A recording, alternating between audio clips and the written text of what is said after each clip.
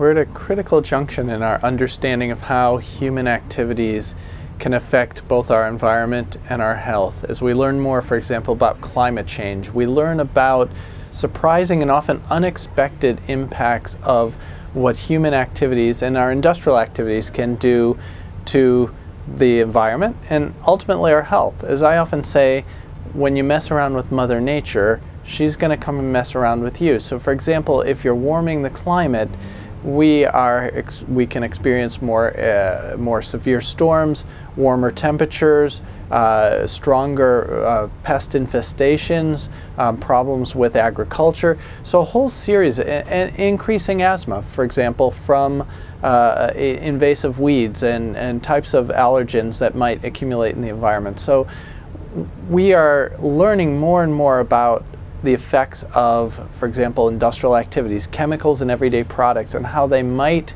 affect our health. The 20th century was a century of amazing technological development for humanity.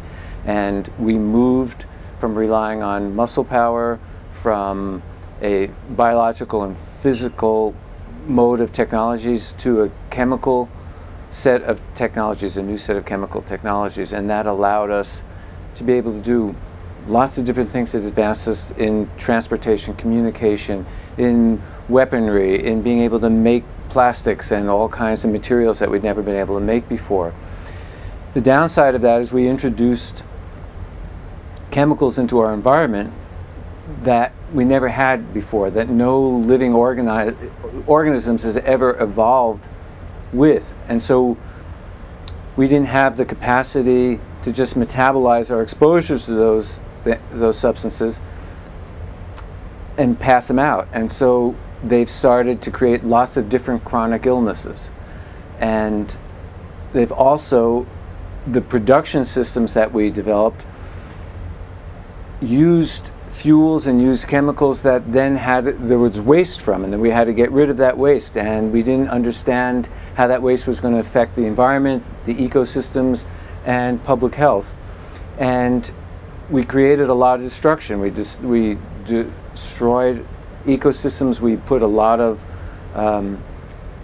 different species at risk of being extinct or even becoming extinct.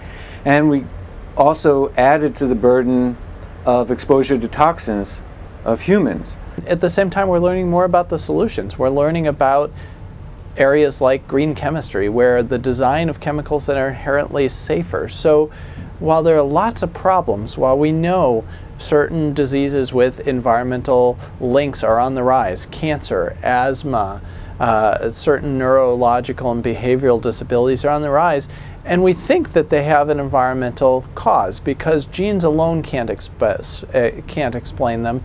So if they have environmental causes, then they're preventable.